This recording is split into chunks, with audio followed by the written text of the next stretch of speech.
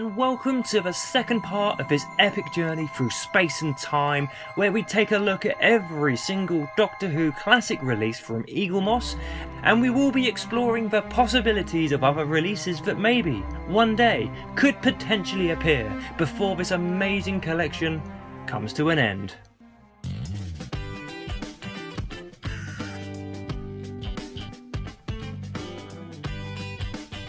So, in today's episode we are taking a look at all the characters, friends and foes of the second Doctor, Patrick Troughton. Let's do this.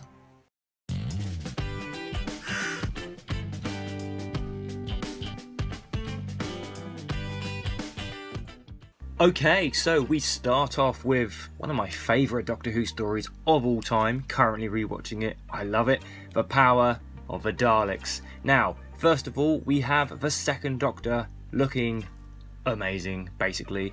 Not only is his stance really cool, he's also playing his recorder, and he's also got that pipe hat, which just looks incredible. Love, love, love this figure. And staying with Power of the Daleks, we also have this Dalek variant. This is the Dalek Mutant Scoop, obviously showing how the Daleks can basically recreate themselves and duplicate themselves. It's just fantastic. I would like to see perhaps another Dalek from Power of the Daleks, but without the mutant scoop, just a standard Dalek release. Move on to the Highlanders. Now, this is Jamie McCrimmon's very first story. Fantastic stuff. I've never seen the recon or anything to do with this story, simply because I want to try and hopefully wait for it either to be found or to be animated. I think Eaglemoss would benefit greatly by releasing Ben, Polly and Jamie as a companion set for the Highlanders. I think that would be awesome. And then we move on to the Underwater Menace. Now, it's an easy one, it's a no-brainer. Let's have a fish person. I don't think we have any action figures or anything that represent fish people, so let's get it done. Let's have a fish person.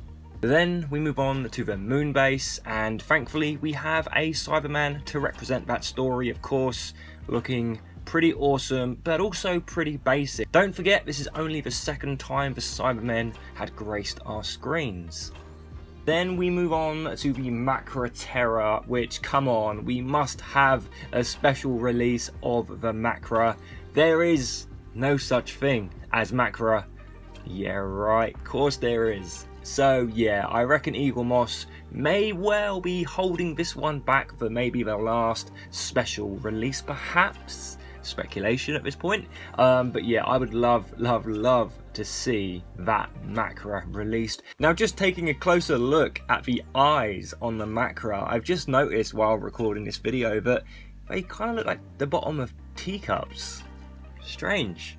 Then we have the faceless ones, and this is a very new addition to the Eaglemoss collection range, and this is a chameleon, and they've actually done it as the animated version, which I don't fall out with. I think it's a good idea. I think it was a bold move and a good decision. So yeah, chameleon from the faceless ones. Then we move on to the evil of the Daleks, where first of all we have this guard Dalek. Note that this Dalek is a little bit of a strange shape, especially when you have it in hand. It's kind of squashed. Very, very bizarre. I don't know why they did that. We have a release that hasn't quite hit the shelves yet, but it will do very soon, and that is the Evil Guard Dalek. Of course, very noticeable for having the black dome, and is quite frankly one of my favourite Daleks of all time. I just think they're absolutely amazing. And as a rare special Dalek, they're going to be releasing the Exposed Mutant Dalek as well from the same story, Evil of the Daleks. And of course, we have the Dalek Emperor himself. So what more can we say? Evil of the Daleks is well and truly covered. Excellent stuff. Then we have the Cyberman from the Tomb of the Cybermen. Again, fantastic figure. Really highly recommend army building these like I've done, because they're incredible, and who doesn't like to army build Cybermen? And of course we also have the Tomb Controller to sit alongside him as well, so It's a perfect combination. Then we have the abominable snowmen. Gosh, that's a hard word to say, isn't it? Snowmen. No, abominable. I still can't even say it. Anyway, moving on. So we have the Yeti from this great story. I love this Yeti.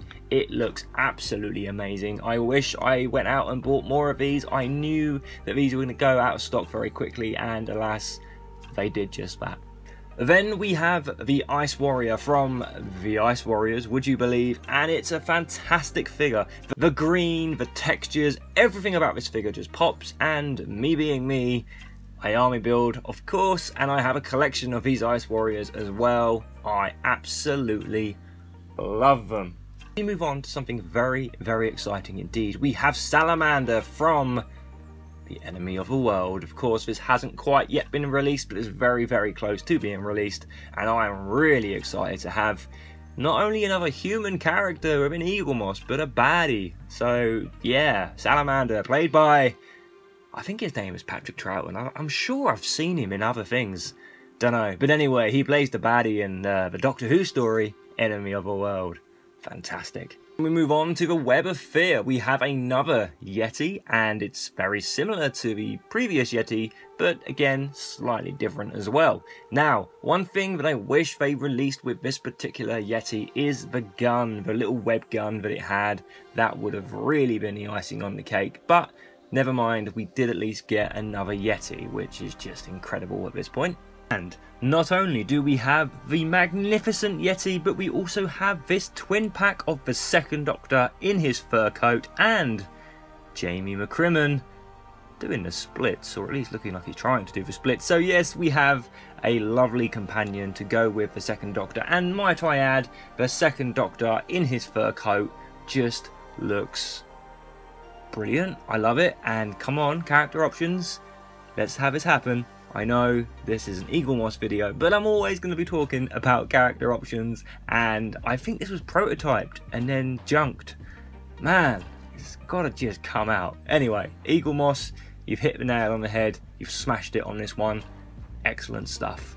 Then we move on to Fury from the Deep. Now, yeah, it's one of them stories that doesn't exist, sadly. Has been animated though, thank goodness. I still haven't completely finished watching it because I just don't want it to come to an end. Yes, I know, I'm sad, but what can they do for Fury from the Deep? Perhaps they could have some kind of seaweed monster, or that guy there, the guy with the kind of receding hairline and dodgy moustache. I have no idea who he is, but I know he's in the story, and he looks like he could be, you know, made into an action figure. And if I don't do that, then let's just have Deborah Watling, who played Vicky.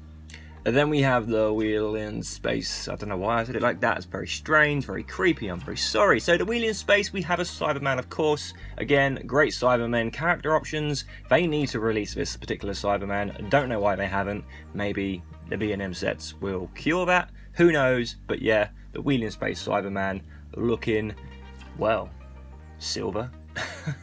Then we move on to the Dominators. We have the Quarks, and I love the Quarks. Again, wished I'd army built these. I didn't, more fool me. But yeah, we have the Quarks, and it would have been nice to perhaps have the Dominators released as well, you know, the big giant chaps, but perhaps that would have been a bit too much to ask. At least we've got a representation from that story in the Quarks.